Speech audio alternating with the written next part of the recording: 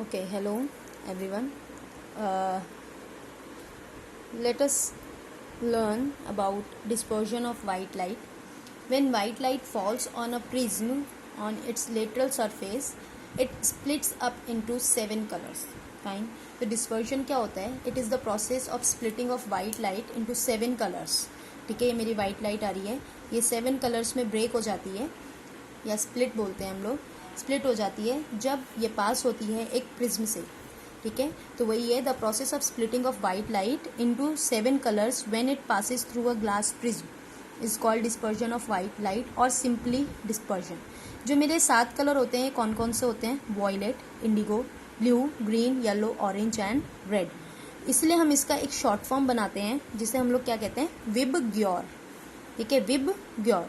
तो विबग्योर में V for violet, I for indigo, B for blue, G for green, Y for yellow, O for orange and R for red. तो VIBGYOR यानी कि मेरे 7 colour हैं जिसमें मेरी वाइट लाइट स्प्लिट हो जाती है.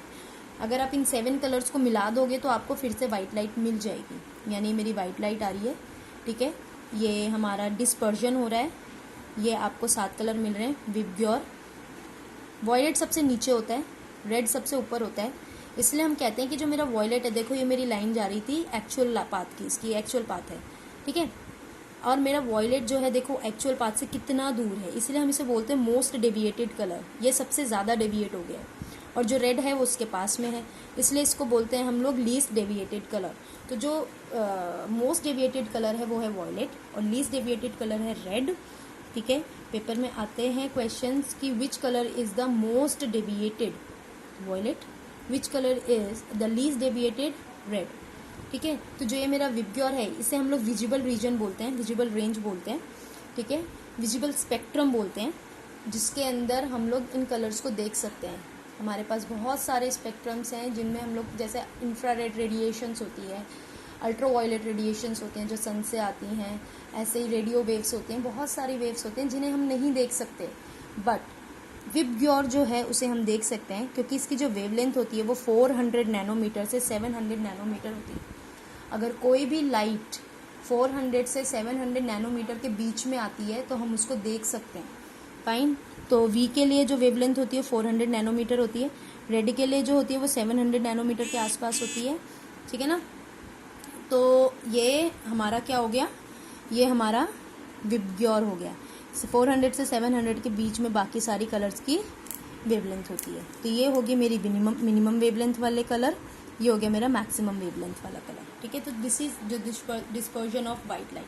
अब हम लोग देखते हैं कि हम लोग इस 7 कलर्स को कैसे एक वो बना सकते हैं, सिंगल कलर वाइट लाइट. ठीक है, उसको बनाने के लिए हमें पता है क्या करना है? उसको बनाने के लिए हमें सिंपल इसके सामने एक प्रिज्म और रखना है इन्वर्टेड. ठीक है, मैं दिखाती हूँ कैसे. ये देखो, इस तरीके से एक उल्टा प्रिज्म रखना है. तो मेरे 7 कलर ब्रेक हुए, फिर ये 7 कलर मिलके आपको वाइट लाइट दे देंगे. ठीक है, इसके बाद आते हैं व्हाट इज़ रेनबो. रेनबो हमारा एक नेचुरल स्पेक्ट्रम है.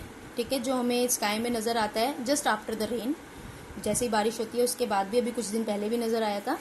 It is caused by dispersion of sunlight. Sunlight आती है बारिश के बाद, वहाँ पे ना छोटे छोटे वाटर ड्रॉपलेट्स होते हैं जो प्रिज्म का काम करते हैं. तो जब ये लाइट उस प्रिज्म के ऊपर पड़ती है, उस वाटर ड्रॉपलेट्स के ऊपर पड़ती है, तो वो 7 कलर्स में ब्रेक हो जाती है. ठीक है, तो जो रेनबो है it is always formed in the opposite direction. अगर आपका सन सामने है तो जो रेनबो बनेगा वो उसके बैक, हमारे मतलब बिल्कुल सन के सामने बनता है. ठीक है, जिस साइड सन होता है उस साइड रेनबो नहीं बनती है. तो बनता कैसे है? तो water droplets act like a small prism. ठीक है, हम यहाँ पे वर्किंग ना लिख के हम इसे फॉर्मेशन लिखेंगे कि फॉर्म कैसे होता है. फॉर्मेशन. फाइन. तो the water droplets acts like a small prism. They refract and disperse the incident sunlight.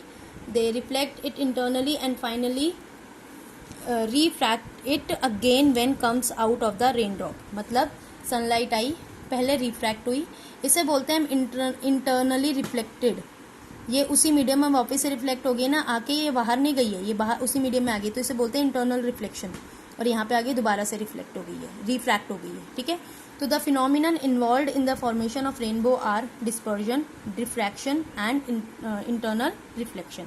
तो ये टोटल इंटरनल रिफ्लेक्शन होता क्या है ये क्या होता है, जब एक लाइट मेरी डेंसर मीडियम से रेयर मीडियम में जाती है और एंगल ऑफ इंसिडेंस जो होता है वो ग्रेटर होता है क्रिटिकल एंगल से, तो मेरा जो लाइट है वो उसी मीडियम में दोबारा से रिफ्लेक्ट हो जाती है। जैसे कि ये डेंसर मीडियम था, लाइट आ रही है, इस सरफेस पे पहुंची तो यहाँ डेंसर है, यहाँ रेयर है, ठीक है, बट यहाँ पे जो एंगल ऑफ इंसिडेंस है वो क्रिटिकल एंगल से क्या है, ज़्यादा है, इसलिए ये उसी मीडियम में वापस से रिफ्लेक्ट हो गई है। इसे हम टोटल इंटरनल रिफ्लेक्शन बोलते हैं। फाइन। अब ये क्रिटिकल एंगल क्या होता है, ये मेरा वो एंगल होता है, एंगल ऑफ इंसिडेंस होता है, जिसके लिए एंगल ऑफ रिफ्रैक्शन जो है वो 90 डिग्री हो जाता है।